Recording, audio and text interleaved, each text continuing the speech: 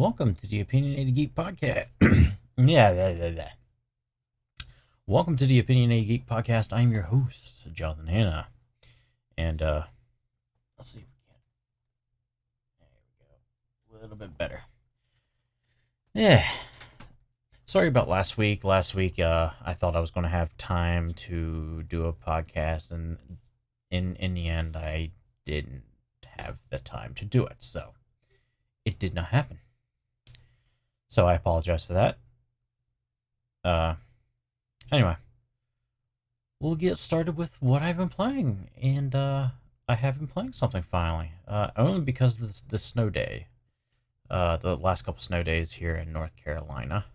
I went back to my job today, but yeah, from basically Saturday night to Monday night, it was basically not possible to go to work. Granted, I don't work on the weekends, so I basically had a day off. But anyway, yeah. So what I decided to play, just because I didn't want to think too much with Kingdom Come, I decided to check out for the first time Far Cry 3 Blood Dragon. And if you're not familiar with what Blood Dragon is, it's a I mentioned it to somebody when I was streaming that it was an official expansion, but it's not really an expansion. It's more like the like how they do it, which they got one coming out uh soon. I think soon. I didn't check it because I just don't care. Uh, but they had the Far Cry Primal. So this is kind of like their in between game before they moved on to Far Cry 4. I believe that's kind of how it's supposed to be. So yeah, so this one's based off of like 80s uh action type games. Soundtrack's awesome. The sarcasticness is fun, but overall, what I don't like about it is how dark it is. Like the whole world is dark, and that's something I'm not a huge fan of. I like bright colors and stuff. That's what was so good to me. What I liked about Far Cry 3 and what you call it, Far Cry 5. I didn't play Far Cry 4, but I played Far Cry 5 and Far Cry 3. And what I liked about it is the lush greens and the beautiful colors and stuff. And with Far Cry Blood Dragon, there is not any color. It's very dark and drab. But the soundtrack is definitely awesome. So if you're into synthwave, uh, it's definitely one to check out. But overall, we'll play it some more. But I'm not really digging the overall feel. I like the vibe. I just don't like the way it feels per se. If you get what I'm trying to say, just don't like the darkness. I like a little bit of a light every once in a while, and there's just not anything. So that's really all I've been playing. Uh, this Friday I'm going to be going to uh a friend's house to have a little Christmas party thing. I guess it's kind of Christmas party. Uh, and we'll be definitely playing some games there, some probably board games and stuff. And I will let you know if there's anything new that I have not played and that we are going to play.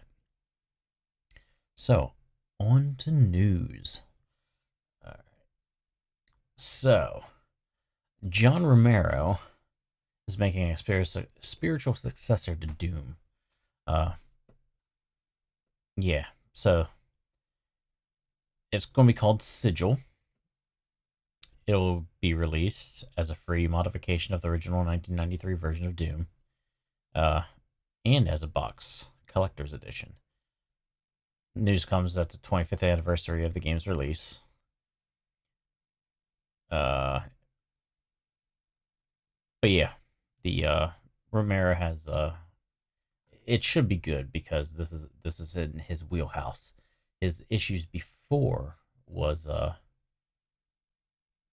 he he decided to make a game on his own, and I think he got way in over his head at the time, and I think he needed the other John in the id Software uh, the company. I think he needed him because of how they worked together, and the other John was the brains of the technology, and Romero was the person that built the levels. And when he went off and did his own thing after, I can't remember if it was during Quake One or not. Uh, but yeah, the other John let him use the engine of Quake One to build Daikatana. And then, of course, naturally, what happened was once Quake 1 came out, the other John started working immediately on Quake 2 engine, which is apparently better and all that stuff. And I think that was what Half Life was built on, Quake 2's engine, but a heavily modified version of the Quake 2 engine. But so with Daikatana, it was one of the things where it's like he's building on the Quake 1 engine for so long, and then all of a sudden Quake 2 comes out, and he's like, oh crap. And then he made the big mistake of just saying, let's move on to the Quake 2 engine type of thing. And I think for a little bit there, the other John had John Carmack. Took me a little bit. I'm like, I know Romero, and I know what's the other guy's name. So yeah, John Carmack. He I think had a little bit of a time period where nobody was allowed to use the engine at the time, or something like that. Uh, if you want to know more about those two and just id Software in general, I highly recommend the Masters of Doom. I think it's called. And it's a great book. The audiobook is done by Will Wheaton. Will Wheaton, I think, does a great job, even though I don't like him. It seems to be on a personal level with the way he acts on Twitter. Uh, but overall, he does a great job with doing audiobooks. Uh, Ready Player One. I loved him in that. I loved him doing Masters of Doom, and pretty much anything I'll be glad to purchase if I'm interested in the book that I'm purchasing, and if Will Wheaton's doing it, I'll definitely purchase it with no regrets. Uh, so basically, I guess he's going to be doing a spiritual successor to Doom. It's kind of sad. I'm like, he's still surviving because he's doing like mobile games and stuff now, but it's kind of sad to see such a uh an icon an icon of the video game world, and he's still having to resort and go back to Doom while you know Carmack. Well, it just doesn't seem like Romero has been able to get back on his feet after Daikatana. In fact, Ion Storm, which was his company at uh, that was the company he made after he left id Software. Ion Storm, the only game that actually managed to get up off the ground, and thank goodness, because it's one of my favorite games, is Deus Ex. And yeah, sadly, that whole company, it was just kind of like, kind of chaos. And the only reason I think Deus Ex managed to come out is because I don't think uh, that version, whoever was working on it, I forget, Ken, Ken somebody, uh, I believe anyway. Don't quote me on that. Uh, he was working in a different location and not at the Ion Storm offices, the main offices. and I think that's the only reason why. If I think he was working in the office, I don't think we would have ever got Deus Ex. So thank goodness for that. But yeah. So yeah, I'm gonna be interested in what he releases, and I hope he gets back on his feet, and maybe this will be a new uh jolt that he needs to get back in the game because yeah, Carmack's doing his own thing. He's well, not really doing his own thing, but he's he's working for with Oculus and focusing on VR because if you read the Masters of Doom, that's his initial thing that he uh thought was so awesome about this 3D first person shooters thing. His whole idea is to get closer and closer to the idea of actual real virtual reality.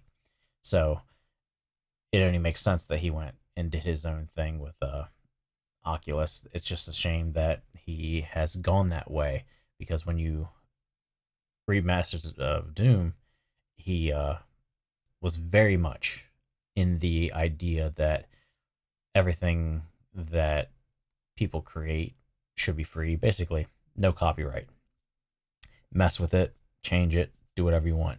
Now, obviously, and it might be just due to a shift in his mind, but my guess is he doesn't think like that much anymore. I could be wrong, but it'd be nice if he still thought like that because that's what made Doom so great is the fact that you can just edit the crap out of it, and yet it doesn't matter because people will still buy it because it's Doom.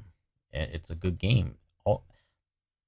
If you make a good product, people will buy it no matter what. If you make a crappy product, unless you got like a stranglehold on the actual market for that, people will buy it. But as soon as there's like actual possible competition and they make a better product, most times they're going to go to the better product and not the product that was originally out. But anyway, alrighty. So next one is Counter Strike Global Offense Danger Zone. So it took him a while. In fact, I was blown away that it did take him so long. But Valve finally put a battle royale into Counter Strike or CS:GO. Would you say call it CS:GO because everybody calls it CS:GO. But it's a little bit different than most. I want to say it's only 16 players. I could be wrong, but it's definitely not 100 players. I played like a little tiny bit because it blew my mind that they didn't rush to this battle royale thing because with Counter Strike because what's great about Counter Strike is it's such an old game that anybody can play it just about. You hop on any computer just about, and you're probably going to be able to play Counter Strike. So it just makes sense. Where with Fortnite and PUBG, you got to have a little bit of a somewhat modern PC to play them.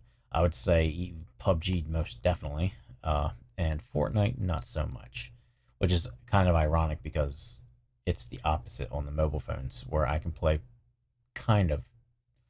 I have to try to load it a couple times on my old phone that I have that I use on my iPhone 6. I can play PUBG with that.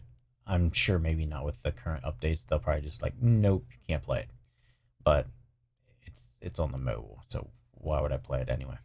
Uh, and then with Fortnite, it won't even. It just says no. It will not even play. So it's kind of weird how on the mobile, older phones can play PUBG, but not Fortnite, and computers, it's the other way around. Older PCs can most likely play Fortnite, but you need a little bit more higher specs to play PUBG. Mainly because it's not optimized still to its best of its ability. Where Counter Strike Go, you can basically play that on a potato now. So to me, it just made sense to hop on the battle royale mode as quickly as possible, but they didn't. So, and I'm, and this is going to get into the next bit of news that I want to talk about. But uh, overall, so far what I've played with it, it's yeah. Uh, you pick up money and then you can go to and then you can buy your stuff, kind of like how Counter Strike normally is. So it's not like you don't necessarily have to find the guns. I think you can find the guns, but you're mainly finding money to buy the guns. So what kind of sucks about that is you there's not that well, I guess it depends on how you look at it. There's none of that RNG so much where it's like, oh crap, I all I have is like a revolver and maybe a crossbow, and I can't find any of the good weapons. Now all you need to do is find enough money, and you can get the weapon that you want. Now the only difference is, I should write this stuff down. I swear, I should write it down. Uh, it's done in a way of like Hunger Games, where once you have the money and you go purchase it, it just doesn't pop into your inventory or anything. Basically, a drone comes and drops it off to you like a gift. Uh, the problem is with that, like I was up on a building and I was uh, on a whatchamacallit, a balcony, and the drone did drop my gun off, but it fell and down to the ground, and I had to go and chase it off the balcony. So there's that little issue that can bring interesting elements, but you're never going to be one of for the most part, you're never going to be one of the things where you're not going to be like, oh crap, I can't get the weapon I want. It's like for the most part, as long as you're like you're looking for your money or saving up for them with the money until you get the weapon that you want, you're most likely going to be able to have no issues. Where with PUBG and Fortnite, uh, if you can't find the weapon you're looking for, you're screwed. Uh, but running around and finding money, it doesn't matter what type of money it is. Where yeah, with PUBG, it's like you could look around, look around, look around, look around, look around, look around, and you're going to still find the same. Oh, here's an attachment for a pistol, or here's another revolver. You know, just stuff that you don't need, or like a shotgun when you're crossing a field, stuff like that. You typically won't have that with CS:GO Danger Zone. Then again, the map's also smaller too. Uh, but yeah, it's interesting. Now, also, what's really cool about it is now CS:GO is free to play. Now you get bonuses if you had bought the game. I'm not really sure what those bonuses are because I didn't stick around enough to play it enough to see if I get anything special out of it.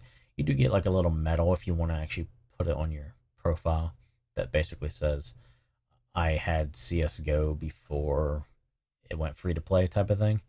And you can still purchase an upgrade for $15, which is basically buying CS:GO, and that will give you the perks of like they're calling it Prime. So that'll give you those perks. People that have already bought CS:GO, you already have Prime right out of the gate, and you get the perks automatically. So that's kind of cool. So you don't need to buy CS:GO, but to be honest with you, I think for the most part that's kind of like the Half Life in general. It's like I'm pretty sure almost everybody in the world that owns Steam probably has Half Life in their account. Just like I feel like people should have CS:GO. Uh, but maybe some people don't. And if they don't, hey, now you can play for free. But I think I bought it when was it G4 Games or something? I don't know, G2. That website that you basically it was like eBay for CD keys. I forget what the thing was called, and it was known for possibly having stolen CD keys, and all. It had a lot of backlash, especially with from a lot of people. And I took advantage of it because I'm, you know, not the richest person in the world. In fact, I'm like, my website uh domain is due up on the 15th, and I'm like, oh cool, I've been doing this for a year. But then there's another part of me that's like, gotta put more money out. But it's kind of cool. So, uh, where was I going with that? Yeah, yeah. So I got CS:GO through that for like a couple of dollars, literally a couple of dollars, maybe even $1. I don't know. I got it for really cheap, so I didn't mind. Uh, I'm glad it's free to play, so I don't feel so horrible about myself. Alrighty, so with this comes the other kind of elephant in the room is Epic Games Store. Epic Games is coming out with their own store. In fact, it's already up and running. Uh, I got a couple articles just on Epic Games Store that they're actually taking strides to do something, which is cool. Now, I feel like with Valve doing the Counter Strike thing is due to Epic Games coming out with their own game store. To a certain extent, I mean, this could have been just like, oh, it just could have been happenstance, but something tells me that no, it's a little bit too convenient. But you're dealing with a juggernaut right now because I feel like with Epic Games, you're dealing with Fortnite. Handle, you can't even compete with Fortnite. So again, did I?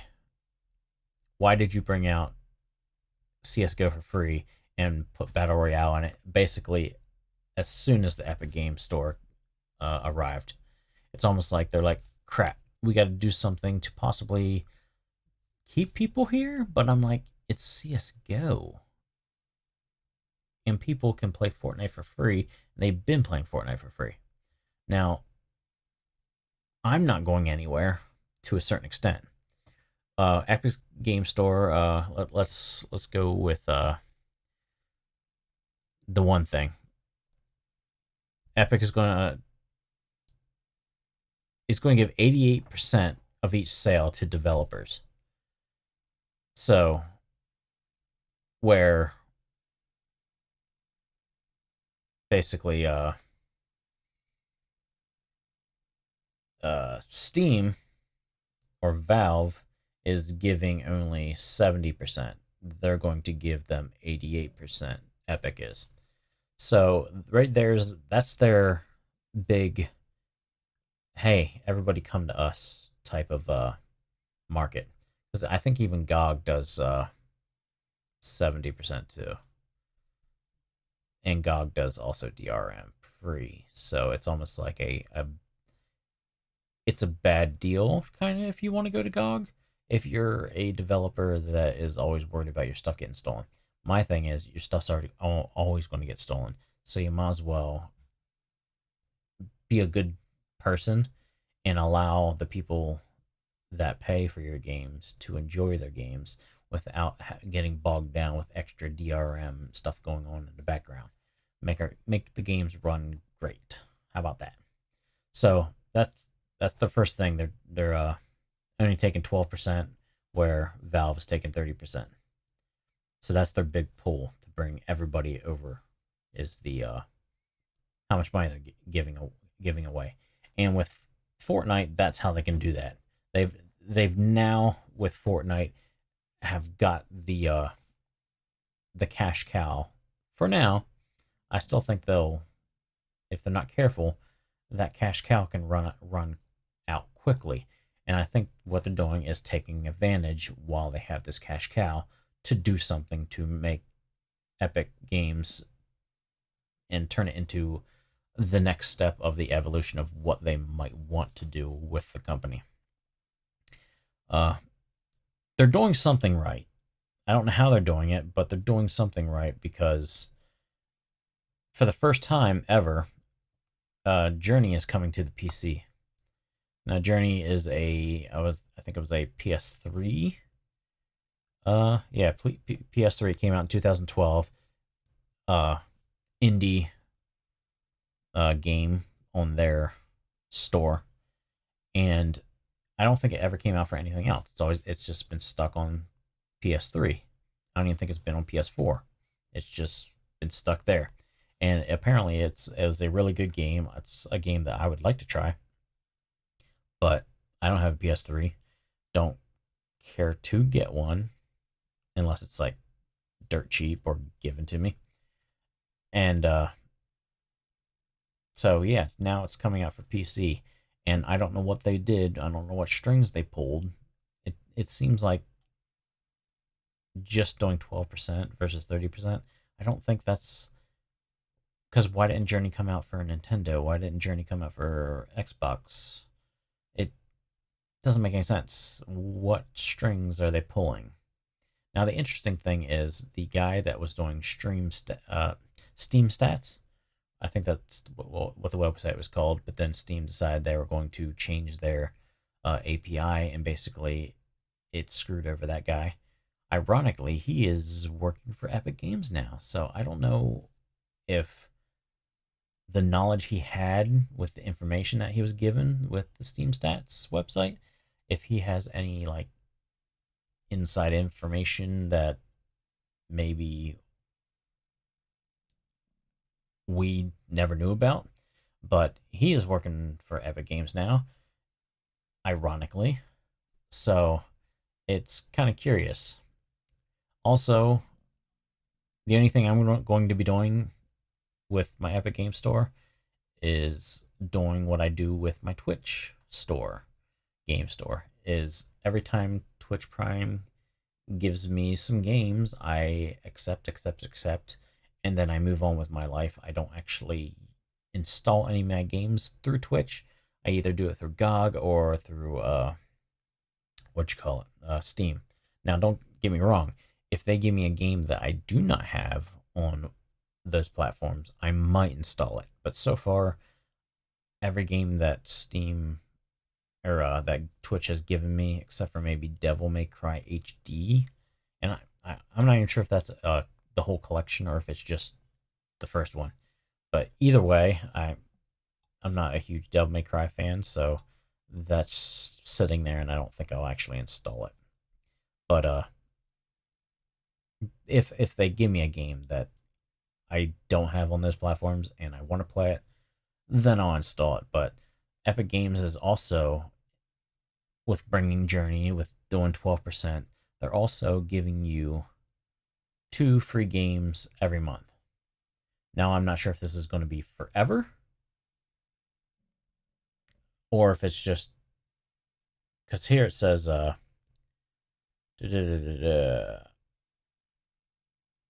on.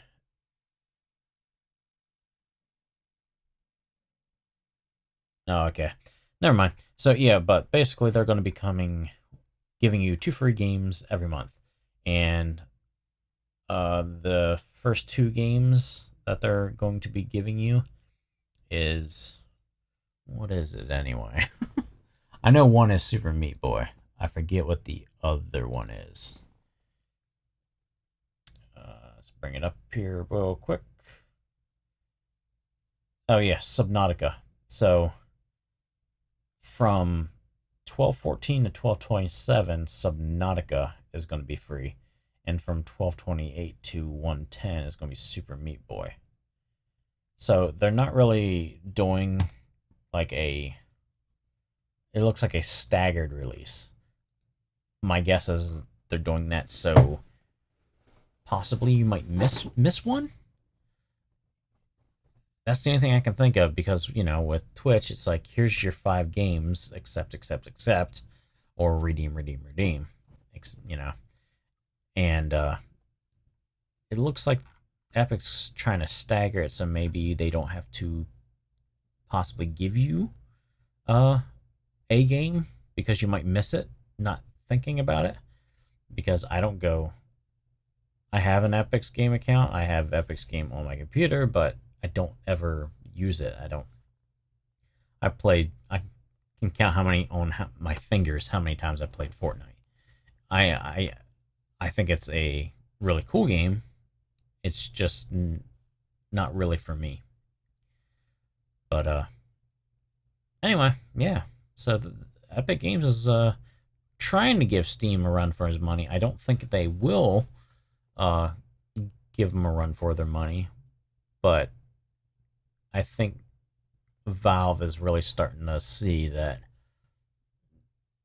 there's getting to be more and more people or companies that are trying to take a shot at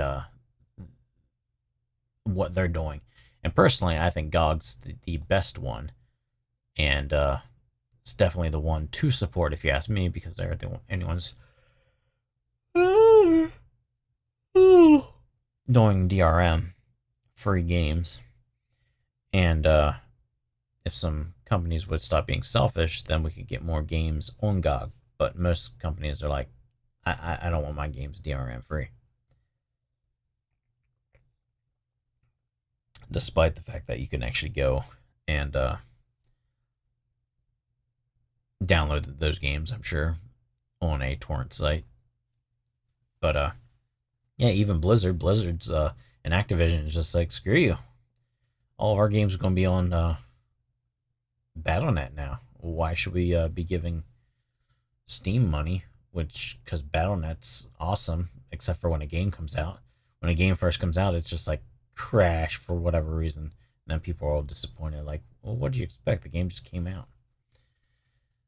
But anyway,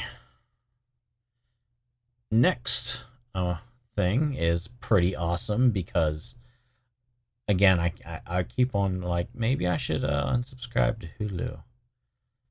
And then I'm just like, because I'm getting a deal right now, and I don't think I don't know if it'll ever expire, because from the way I gathered, it was only supposed to last me a year.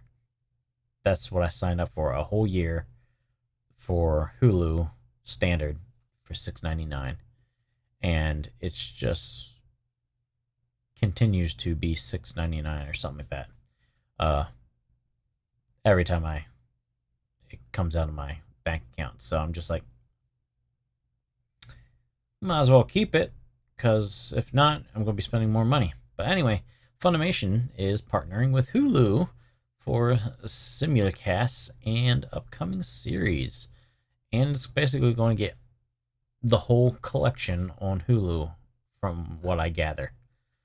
So Hulu already had lots of Funimation stuff for the most part. I think they had a large selection of Funimation stuff. And now they're, I guess, getting their whole collection and working closely with providing simulcasts.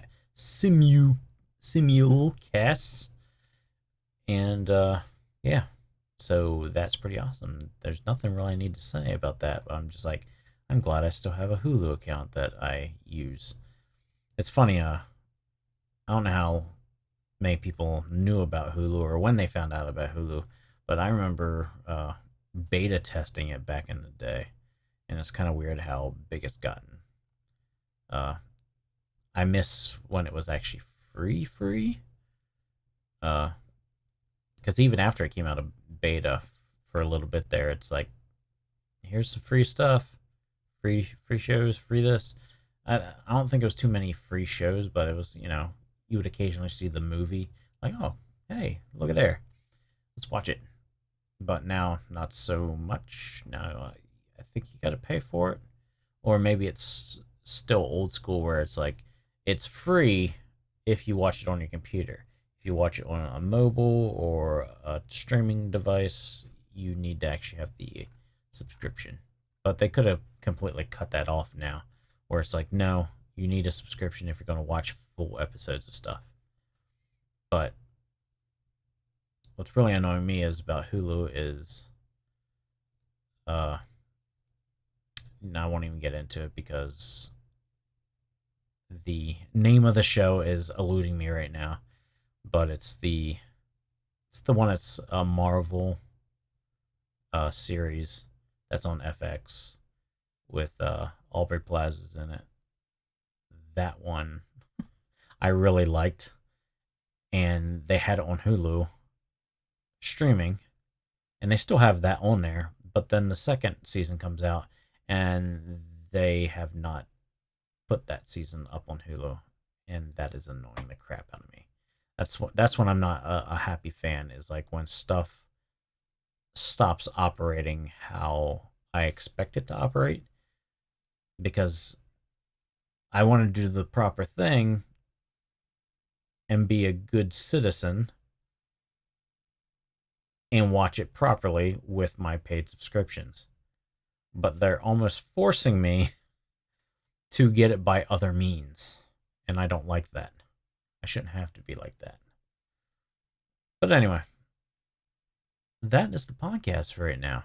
Another kind of short one. I think it's a little bit over half an hour. But hey, I think probably a lot of people probably like the shorter podcasts.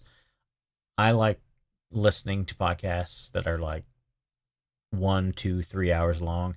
So for me, I probably wouldn't like my podcast, but I think a lot of people like just information after information after information and then be done with it instead of talking and babbling too much. So anyway, I will end it here, and I will see you next week, hopefully. Anyway, bye.